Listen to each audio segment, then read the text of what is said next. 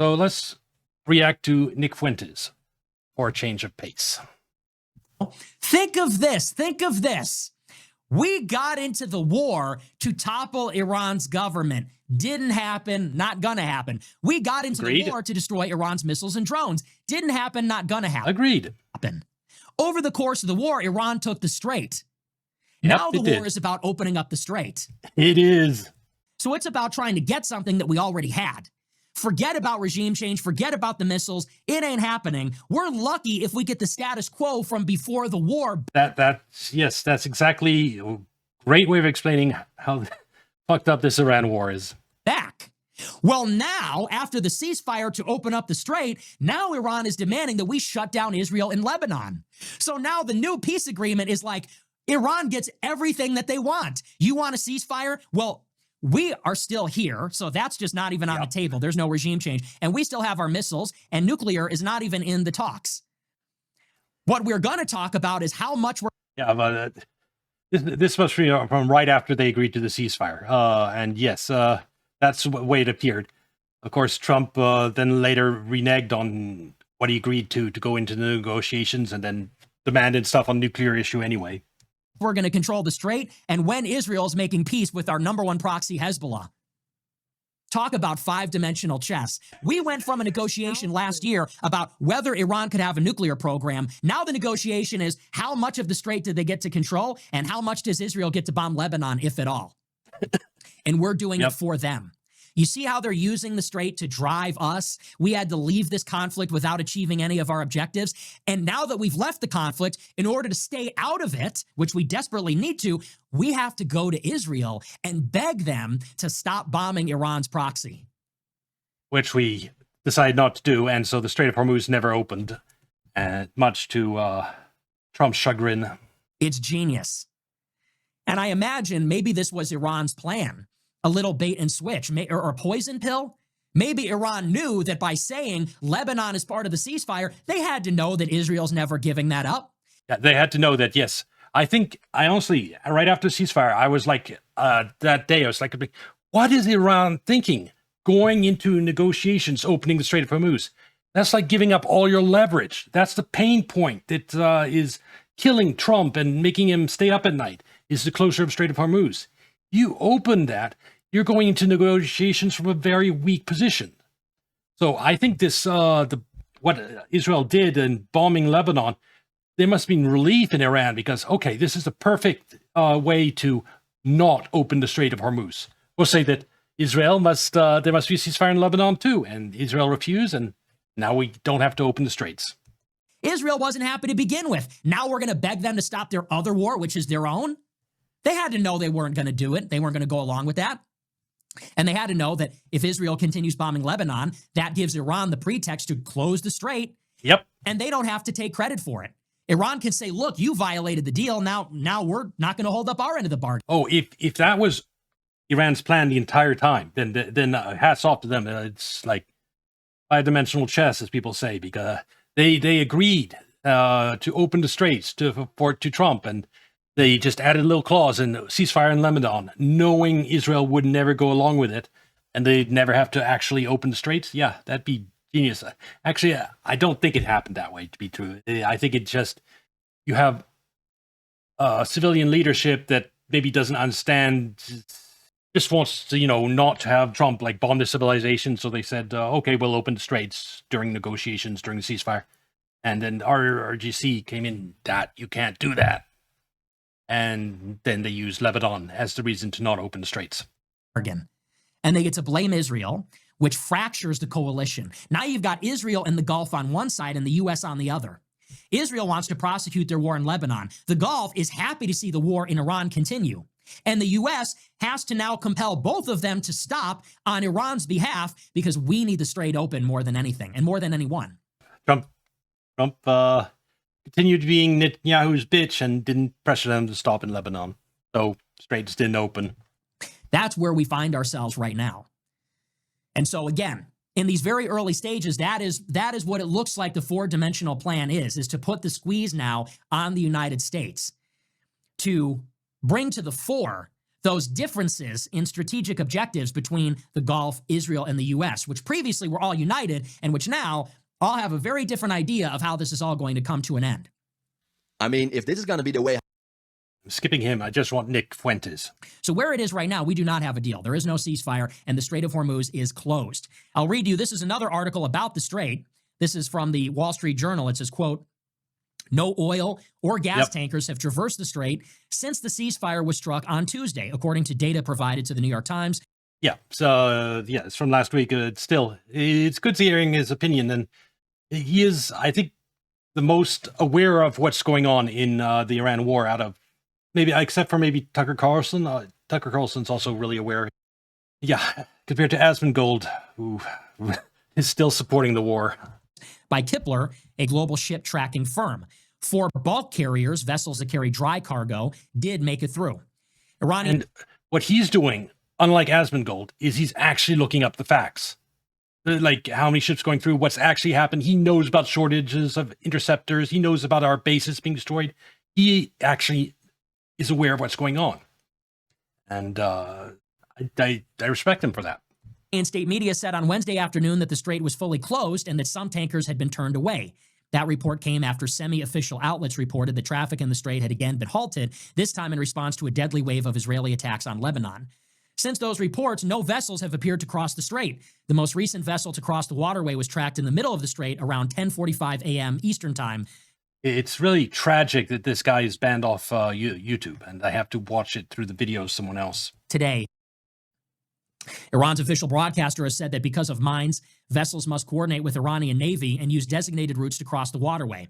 After the ceasefire was announced on Tuesday, Iran's foreign minister said safe passage through the strait would be possible only if coordinated with the military and with consideration of technical limitations. The White House press secretary Carolyn Leavitt added to the confusion, briefing reporters on Wednesday. She said that news reports that the strait had been closed were false, and then she called for it to be reopened immediately. And she would not answer repeated questions about who currently controlled the water. Yeah, it's nice hearing sane talking points. It's not just me yelling, that's wrong, this is the way it actually is. It's nice hearing someone who's just spitting the basic facts. Waterway. So again, you think... And has the normal, common sense, angry reaction to this whole situation the U.S. finds itself in. Think about who has won in the war. And I said this on Twitter, and it was very controversial. It went viral, and all the pro-Trump plan trusters were debating this. But think about the negotiations last year with Iran, or this year with Iran. Yeah. When we sat down at the negotiating table with Iran, we were demanding limitations on their nuclear program. Yep. The Strait of Hormuz was open, and oil and gas was flowing freely, and Iran did not control it. They didn't control it. They weren't charging money for it. It was open, and it Iran's position is just a lot stronger today than it was back then. was free. And we were negotiating with Iran about what... It's our decision to bomb their supreme leader that allowed this to happen. It's honestly, the reason Strait of Hormuz was never closed in the past is because literally there was the threat of the United States coming in and bombing and killing all their leaders, including the supreme leader. So them deciding, like, for example, last year during the 12-day war, close Strait of Hormuz, we would have responded by bombing the supreme leader and killing him. And they knew that. And so they couldn't close the Strait of Hormuz. But when we decided first, in our first attack, to bomb the supreme leader, now they have no restraints. They have perfect excuse that will be accepted on the world stage for closing Strait of Hormuz, and we have no leverage to stop it because their supreme leader is dead and new one's in hiding, and we can't kill him. So, yeah, we gave them the Strait of Hormuz by killing their supreme leader. limitations they would accept on their nuclear program. We go to war with Iran to topple their regime, destroy their missiles, destroy their... Oh, yeah, and they also, during that process, rooted out foreign influences, like that Carney guy, the head of covert operations in Iran, who was a Mossad agent. They identified him through the assassination of the supreme leader, and he was arrested that same day. And I am sure he was key to the whatever regime change plans Israel had for Iran. And so when he was captured and taken by counterintelligence and executed, it's any notion of regime change died with him. Centrifuges, get their highly enriched uranium, destroy their proxy network. These were the things we were seeking. And now at the end of the war, what do the negotiations consist in? Well, now it's all about the Strait. Now it's all about whether the strait will be opened, under what conditions, will Iran control it? So just from strictly being very objective, from a negotiating point of view, if you enter the negotiation and the talks are about what are you going to give us, but then you leave the negotiation and we're trying to get what we had before back, you have Yep. obviously lost. That's why Trump's position, what he demanded in the negotiations that failed last week, is he basically said, okay, you open the straits completely, no tolls, so give us back what we had before, and you give us everything we wanted before, and you give us even more than that. They just basically complete surrender. His demands have like gone up 2x times since before the war, and his leverage over Iran has shrunk by half. And there's just no way it ends. Like, he's screwed. Again, we achieve none of the objectives. Trump, his demands from Iran have to do with what he needs for political survival, not what any reasonable person would think he could get, given the circumstances. No mistake about it. We went out there to topple the regime, failed. We went out to destroy their missiles, failed. We went out, ultimately, to prevent them from acquiring a new... Definitely, Nick Fuentes is against deep state. He's a thorn in deep state's side. It's not an accident that he's banned from YouTube and Twitch and all these platforms. And if I had continued content creations back in 2011, the same thing would have happened to me. I was real fear that I'd get deplatformed like that. And I've watched it happen to a lot of alternative commentators. You invest all your life in trying to build a career as a content creator, and then you just get deplatformed and lose everything, and all your work just goes down the drain. Today, you have a free X. You have Rumble that's now grown. There's alternatives open to me if things happen today, but back then, no, you got deplatformed. It was over for you. And Nick Fuentes, I mean, the fact that he survived all that deplatforming because of Rumble is proof that there is now a viable path to be a big thorn in the deep state side. Nuclear weapon failed because they're not giving up any of their centrifuges or highly enriched uranium. And Yep, I just wish Trump would finally see its lost cause and stop supporting Israel altogether. Let the rest of the UN deal with the straits. The problem with that is that Trump is fighting for political survival. The only way he politically survives is if Iran surrenders to him, opens straits and completely surrenders to him and gives him everything he wants. If Trump turns on Israel, like you're suggesting, well, right there, it will be seen as a loss. It's not. He needs a complete his victory and Israel's victory, because that's where his political future is now tied. Any type of loss. And this summer, when all economic pain from this truly hits, he won't be able to explain it. And I don't think it's even control from Netanyahu at this point. He just, because of his ego, can't go down as a failure of a president. So he's not willing to cut ties with Israel. I mean, everyone, like, Israel is our longest standing ally in the Middle East. If he bombs Iran's supreme leader, and that involves a fallout between the United States and Israel, he'll be responsible for the break between Israel and U.S. It will be seen as a failure on his part. And so he can't do it. now, Once he's accepted that he's lost, which is going to take a while for him to get there, then maybe it's possible that he'll turn against Israel. the only thing that we're getting from this deal is that they will allow shipping to go through the strait, which they now control and are getting money from, and we acknowledge. They're up. They're up. And now that's the negotiation. That is how you know we lost. How much money did we spend? $40 billion? That's maybe just the cost on the fuel and the parts of the plane. That's not including the cost of the equipment destroyed, like, for example, the radars, all those planes that were lost, which at least probably closer to 100 billion by now, if you include all the different costs of replacing lost equipment. And bases maybe could be actually closer to 150,000. I mean, you need to rebuild all those 13 bases. Yeah, okay, I'll say maybe even 200,000 to replace everything we've lost, and you include the cost of the war so far, the bombs, fuel. Yeah, we're getting up to 200,000, 200 billion. They say it's about, what was it, about $1 billion a day? So about $40 billion, maybe more in cost. Hundreds of wounded Americans, a dozen dead. Our bases in the Middle East are destroyed. Yeah, and how much will it cost to rebuild all those bases? Yeah, a fortune, if we end up rebuilding at all. Iran might chase us out of the region entirely at this rate. About 15 U.S. military bases inoperable, fundamentally damaged. And this is, again, why he's better than Asmongold on the Iran war, is he knows this. He knows that 13 U.S. bases have been destroyed. I don't think Asmongold knows that. I honestly don't think he does. So he is actually getting the facts. And destroyed. Tons of aircraft losses, and we didn't get anything. And now Iran has a Strait of The aircraft losses. He's keeping tally. Hormuz. Now let's talk about where this is going. The reason that I did not believe a ceasefire was possible is because when you think about what Iran is actually saying, what they have said repeatedly is we do not want a short-term truce. We don't want a ceasefire. Contrasted against a deal. What's the difference? Well, a truce, a ceasefire. Yeah, it's about lives. There's a lot of military contractors in the Middle East. They're not officially U.S. soldiers. U.S. doesn't need to report them as casualties. So the amount of U.S. personnel dead in this war is probably way higher than official figures, especially if you add in contractors. Anything short-term like that. Another way to say it is it's a reprieve. It's a timeout.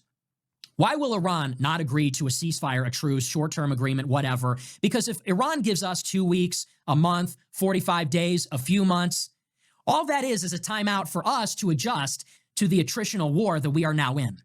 We went into this war with the understanding that it would be a decisive, lightning war. Talk about all the innocent lives lost and Iranian and Lebanese.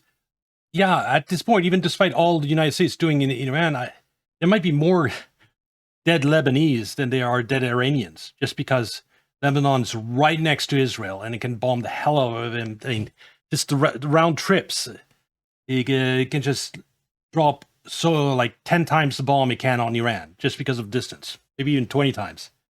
And it's leveling villages and everything. There might be more dead in Lebanon than there are in Iran because of this war. We were going to hit Iran with everything we had, hard and quickly. Their government would crumble, and it would be over. Yeah, innocent Israelis and non-combatants, too, across the Gulf. Yep, it's tragedy. All this unnecessary, just because Trump was tricked into believing that the Iran regime would collapse if he killed the supreme leader. Didn't happen. And then Iran closed the Strait of Hormuz, and that made it an attritional war. Exactly. And yeah, I'd almost forgotten this guy was here. When you react to video, you should actually react just a little bit more instead of just sitting back. But I'm not going to listen to what you have to say. using the ceasefire to probably put boots on the ground in the future. I wouldn't be surprised if he's actually going to do that. And it's attritional and economic in a couple of ways. One, the Strait of Hormuz is closed. This is a Hassan reaction, the type where he plays video and walks off to the bathroom. It's not much different from that, what he's doing. Can't open it. So as long as the war is going on, oil prices go up and up and up. And this puts pressure on everybody and everything. And it really hurts us during the midterms, and it really hurts us with our AI-driven economy, and it really hurts us with our stagflation. He can only do this because Nick Fuentes is banned from YouTube, and so he doesn't have to compete with Nick Fuentes, the actual source, and he could just let the video play silently. And to be honest, for someone who's interested only in reacting to Nick Fuentes, I am actually very grateful he's not chiming in every 2 seconds, because I don't have to skip as many of his segments. Inflation challenges. So they're really hitting us where it hurts. And now it becomes a war of timing and economics for that reason. It's an energy war. But it's also a war of attrition because of the projectiles being used. Iran has this huge stockpile of missiles and... Yes, they are also beating us there. We are going to run out of weapons to bomb Iran before Iran runs out of weapons to bomb the rest of the Middle East. Drones. We don't know exactly how big it is. And in order for us to intercept those missiles and prevent a lot of damage from being done, to the Gulf countries and their energy and civilian infrastructure. We need 2 interceptors for every 1 Yeah, see, he knows it. Have you heard Asmongold mention this one time? drone and ballistic missile. And the cost of those 2 interceptors is like in the millions, and the cost of the drone is like 20,000, 100,000, depending on the drone. And those interceptors are in very short supply. They're in high demand. They cost a lot of money, and we don't make enough of them. So that's another aspect. Exactly.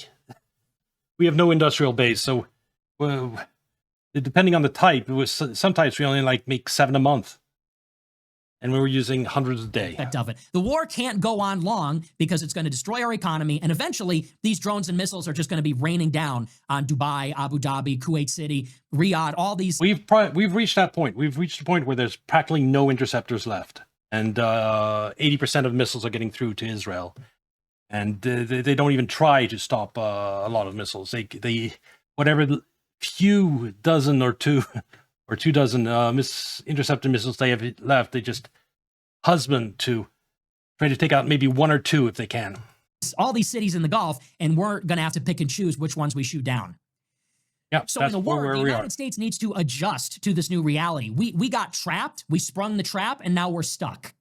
The difference is that Iran prepared for exactly this kind of war. They prepared for this for 20, 30, 40 years in some cases. They started building those underground cities, missile cities, in some cases like 40 years ago.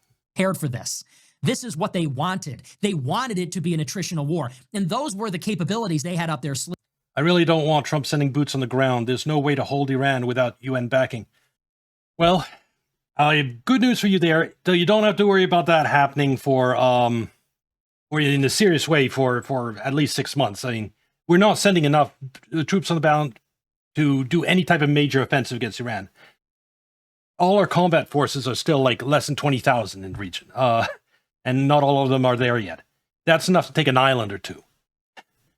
And so we're not going to be on a major ground war. Maybe try to seize the Karg Island or an island in the Strait of Hormuz or some port. But yeah, to launch something like the Iraq invasion, it's like a year of prep to set up the logistics and to get all the troops ready.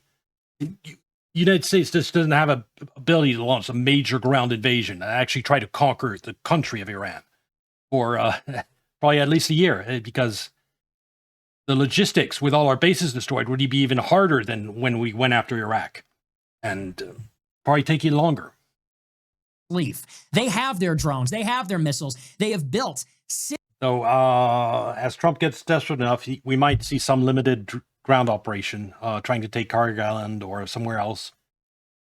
And as the aerodrone warfare, there'll be catastrophic losses on the U.S. side because we haven't seen it yet. An attempt to airdrop or troops into an area or land via sea troops into a country in the era of drone warfare.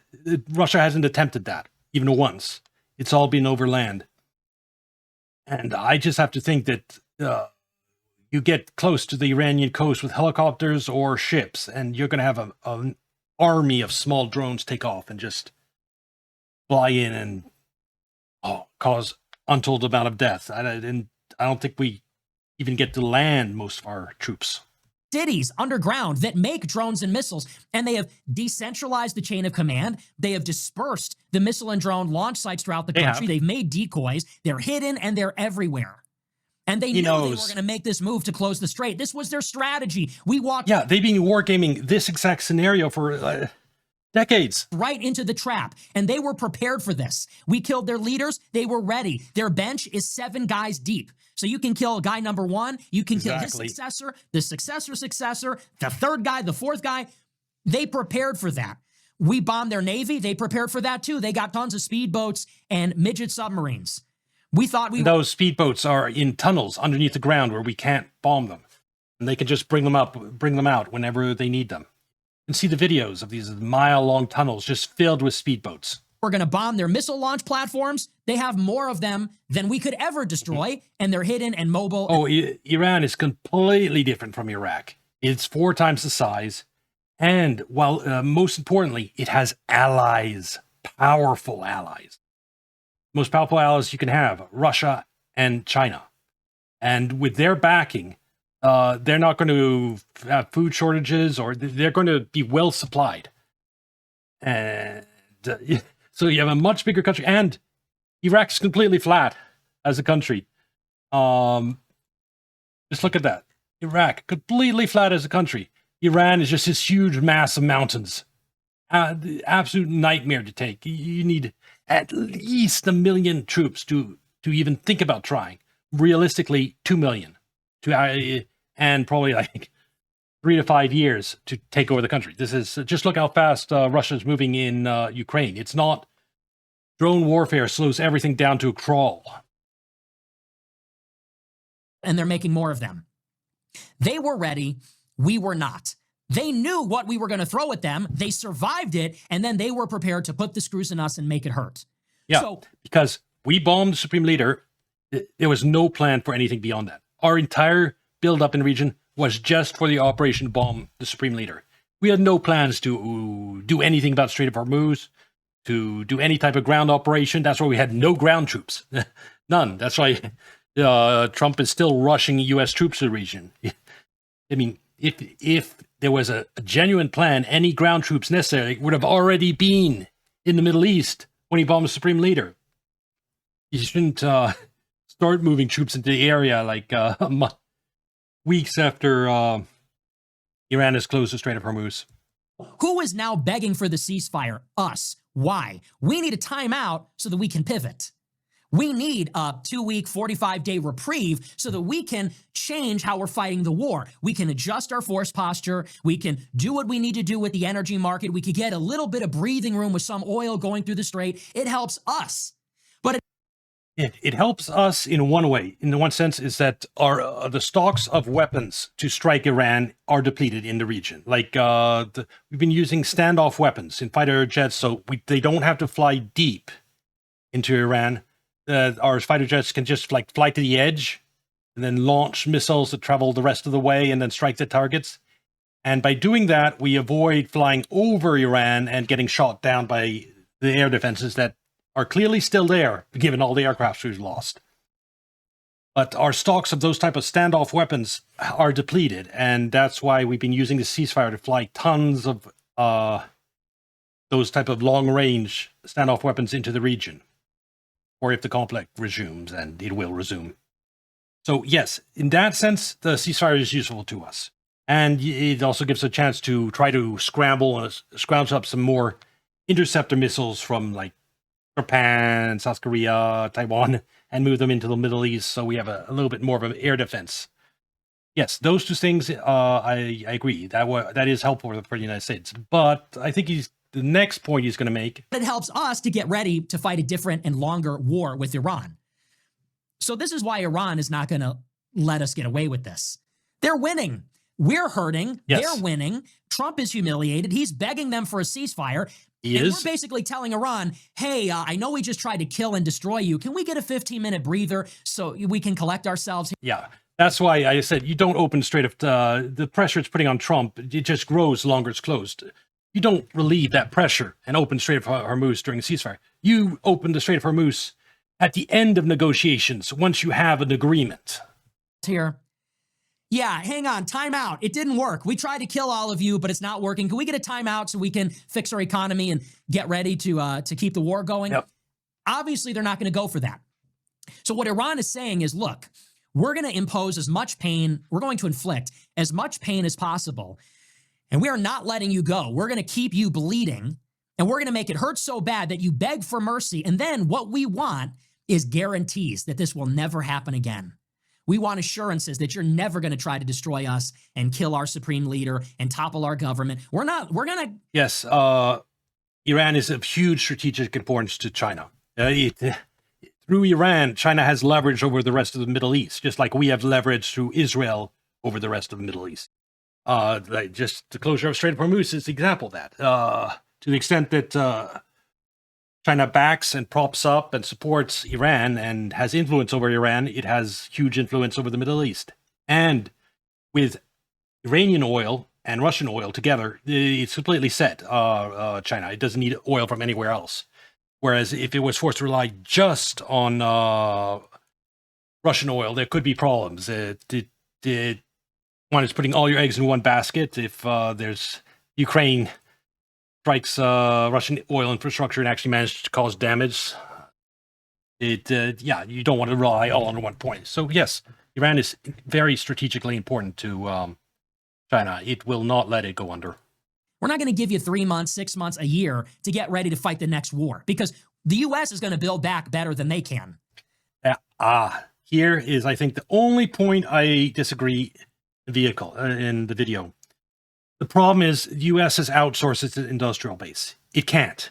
Its shipbuilding capacity is like 0.1% of China. Like our shipbuilding, we just don't build any new ships. All the ships we have were built decades ago in the U.S. Navy, and all we don't have access to rare earths. To build back better, like he's saying, we need unlimited access to rare earths. As just one example, and China is not giving us that. We can't build up back better. We have no manufacturing and no access to rare earths. So, yeah, there's no. Even if we had like a 3 month ceasefire, we're not going to be in a much better position. We won't be able to ramp up military production because rare earths and no industrial base. We don't have factories, the facilities to build on a mass scale.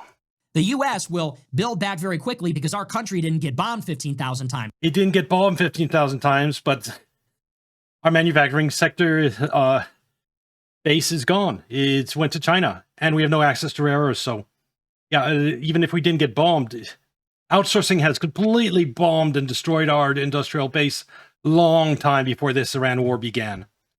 And yeah, U.S. military is a legacy military. We use weapons made years, if not decades ago. We use ships made decades ago. All our fighter jets. Yeah, we're using F-15s. How long? How many movies? When was Top Gun? We've used the F-15 for decades. And a new one just got shot down. We have very few of them, and there's issues with them. I won't get into that. But yeah, so this is the one point I disagree with. Yeah, we can't quickly gear up and boost our military and come back stronger.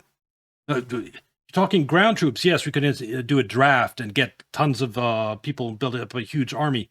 But in terms of military equipment, there's no quick fix for that. Theirs did. So we will find it very easy to find the supplies and do the planning and No, we don't control rare earths. Unfortunately, China has that. Configure the next military operation. Whereas China is producing more artillery. Russia is producing more artillery shells than all of NATO combined. As an example of something that you think is just insane. Like all of NATO is trying to prop up Ukraine, yet Russia by itself is producing more artillery shells, and China has 10 times the manufacturing capacity of Russia. We cannot compete in terms of manufacturing with China or Russia, and Iran itself, less than Russia, it still has its manufacturing sites buried deep under mountains where it's continuing to make missiles. We can't outproduce them either. They're going to be slow to recover from this. So Iran figures while we have the leverage, we need some assurances, we need some guarantees that this will not start all over again. We want peace. And so that's why I never thought that there would be a ceasefire. I never thought they would actually agree. Now, what's more, I agree with him. I was surprised by the ceasefire too when it happened. But apparently it was China and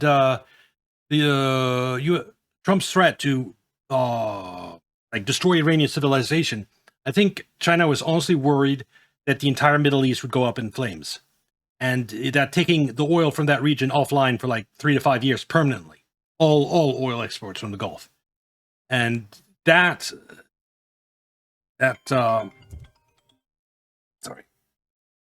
would be a big problem for China because it has a 6 months oil reserve, not a 3-year oil reserve. And it would huge economic pain if the entire Middle East went up in flames. And it's pressure from China that got Iran to do the ceasefire and go into negotiations and whatever, and for now delay the complete destruction of the Middle East. That is still the worst case scenario. That and use of nukes by Israel. The United States is not quite ready to give Iran what they're asking for because the United States still has all these conditions. We want Iran to give up enrichment, and we want Iran to give up their missiles, and we want them to give up the Strait, and so on and so forth. And so for Iran to make peace with us, they want a deal. But for there to be a deal, the U.S. is going to have to come off of all of our red lines on nuclear, on missiles, and even now on the Strait, which we're not willing to do. So I saw last night, Trump said, oh, we have this big ceasefire. I said that Iran's not going for this, and the U.S. is not doing what is necessary for Iran to go for this. So what will happen, I think, in the next couple of weeks and on a long enough timeline is that Iran is going to play this tactfully. They do want an end to the fighting, and they don't want to lose the prospect of a deal, but they're not going to settle. They're not going to settle for anything less than some serious guarantees, because their entire strategy right now is they need to make this hurt as bad as possible for as long as possible so that it is unthinkable that we will ever try this again. And that is what they're looking for. And then once that happens, think of it, they make it hurt so badly, at some point, there is going to be a truce. At some point, there's going to be a ceasefire. Iran will know that the United States still wants something from them, still wants restrictions on enrichment, still wants restrictions on missiles. But Iran is not going to have to listen to the United States, because for the U.S. to get those things, we're going to have to go back to war. And if we go back to war, Iran is going to close the Strait. And if Iran closes the Strait, See, this is back. This is the day after where Iran had agreed to open the straits, which never actually happened. No, the straits have remained closed the whole time, and they're not going to open it until Israel withdraws from Lebanon. So that's not happening anytime soon. So there's a good time. The good chance missiles start flying again next week, I think.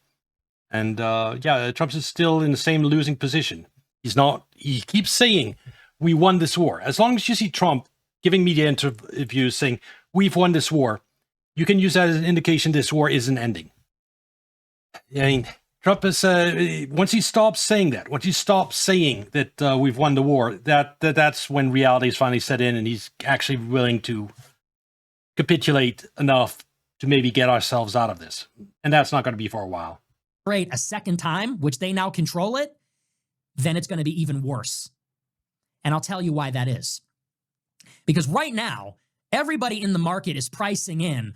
I agree that once this whole conflict has officially ended, whether it's in 2 or 5 months or whatever, the United States is not going to be in a hurry to start up anything with Iran again, because they'll know exactly what type of economic pain is coming, exactly the consequences. And so Iran, even if it stopped now, which it won't, they've set up powerful deterrent, and that deterrence grows stronger every day the Strait of Hormuz remains closed. Whether this war will end or whether it will go on. And what's more, investors in the Gulf, when they're making their decisions about real estate or these data centers or American companies or banking services, when ultra-high net worth individuals are considering moving to Dubai. Yes, the idea that those Gulf states are a safe, sheltered area that you can just go and retire to, or just live and not have bombs dropping on you, that's gone. And like Dubai as a financial center, for example, that idea has been severely undermined. But that's just one time. If that war ends now or in a couple of months, if the current war ends and another war explodes in a year from now, okay, that entire region is going to be regarded as a war zone going forwards. No one is going to want to move to the Middle East. Or Qatar or Saudi Arabia, they're watching this war and they're hoping it will end so they could pick up their lives. But if in 6 months the U.S. is making demands against Iran and then we attack them because we want to compel them to give us what we want, and Iran starts launching drones at Saudi Arabia again and closes the strait, well, now all these investors in these different markets, they're going to look at that and say, oh, so this is fucked. Like, yep. The Strait of Hormuz is just closed for business now. This is a recurring thing. This is a thing now. Iran closing the strait is just a feature of the Middle East. We can't rely on this oil and natural gas and helium and aluminum and all these fertilizer, all these things that come from the strait. We have to price in there's significant risk here. And the same goes for the Emirates. The same goes for Qatar. The same goes for Saudi. Oh, the Gulf states have been devastated by this war, not just losing the oil income. Everything that they've tried to do apart from that, like attracting data centers from the West, or company headquarters, tourism, etc. Yeah, that's shattered. It'll take them years to come back from it, assuming there's no further wars. All these people that populate these markets are going to say, oh, so this is just life in the Gulf now. You have a luxury condominium in Abu Dhabi and you have drones hitting the hotels and the airport and the shopping malls. You're going to say, I don't want to live here. Yep. I want to go and live in Singapore. I want to go and live in wherever, in Ho Chi Minh City. I want to go and live in Japan. I don't want to live in a city where the international airport's getting hit with drones. They too will price in the risk. They will leave. Yeah, when an airport gets hit with drones, it has to shut down, sometimes for days, and can't leave. It's a place like the Middle East. There's no like where you can take a train out. The businesses will leave. And the engine of growth in these cities, which is tourism, real estate, banking services, all these other things, that's all going to go away too. So it becomes doubly unacceptable. That's the deterrent. And that's why the Strait of Hormuz is critical to everything. If Iran seizes control over the strait and they take it, and if, as time goes on, the Strait of Hormuz, those main shipping lanes are closed because they're covered with mines, and the only shipping lanes to get through are regulated by the IRGC, and the new normal is that shipping has to get approval from the IRGC and pay money to them, and Iran controls it. This is Iran's nuclear option. This is their red button. So if the United States is thinking, we're going to get a ceasefire and then we'll come back another day, this isn't over. We'll get you. Yeah, they can means if this ends with Iran in charge of the Strait of Hormuz, it means they can close it at any time again. And if we choose to bomb more of their leaders at a point in the future, right away, shut again. Again, if you don't give up your enrichment, eventually we're going to get you. Well, how are we going to do that? You have the lesson of history, the pain from this war, and then you have Iran's option that they can always close the strait again and make it happen all over again. That is the state of the play right here. And so I think this is going to put a lot of urgency on the U.S., Israel, and the Gulf because they know this. And so, look, we tried the ceasefire, didn't work. Tried the ceasefire, it fell apart. I don't know exactly how it's going to play out, but I think there's going to be a lot of urgency now on the part of Israel, the U.S., and the Gulf to fix it now because they know that if the longer the war goes on, the more pressure there's going to be to bring it to an end. And if the war ends... No, yeah, there's going to be pressure there, but unfortunately, two leaders in Israel and the United States have their entire political career depends on walking away from this with a win. They can't fix this without basically capitulating to Iran. And that's why it's not going to end anytime soon. Ends, again, the new normal prevails, and that gives Iran the checkmate move over us. The deterrence is heavily established and entrenched, and we don't get another go at it. We don't get a do-over here. Yep. That's why I said Iran's probably going to get a nuclear weapon now. The Supreme Leader that issued the fatwa against getting nuclear weapons, he's dead. And now with the threat of Israeli nukes hanging over them, they'd be crazy not to get a nuke of their own. So I think that is where everything is headed. Now, the other thing is we have these negotiations apparently on Friday. I don't know if they're even still on. But they say that on Friday, Iran and the U.S. will meet directly in those negotiations end up collapsing. Pakistan to negotiate. Now, the parliamentary speaker of Iran is supposed to be there. He says it's off. But again, we don't know. The U.S. is saying that Iran is more conciliatory in private. Maybe that's true. It's not. On the U.S. side, J.D. Vance is leading the delegation. Yeah, and by now, I'm agreeing in the we should don't love Disaster. All the chats. I told you this was the point. And I'll just say very quickly, and then we'll get on into the super chats. I told you this was going to be their move. And by they, I mean all of these pro J.D. Vance people. They all recognize the war is a catastrophe. It's a disaster. Yeah, anyone with half a brain. J.D. Vance will be hanged by this war in the primary next year.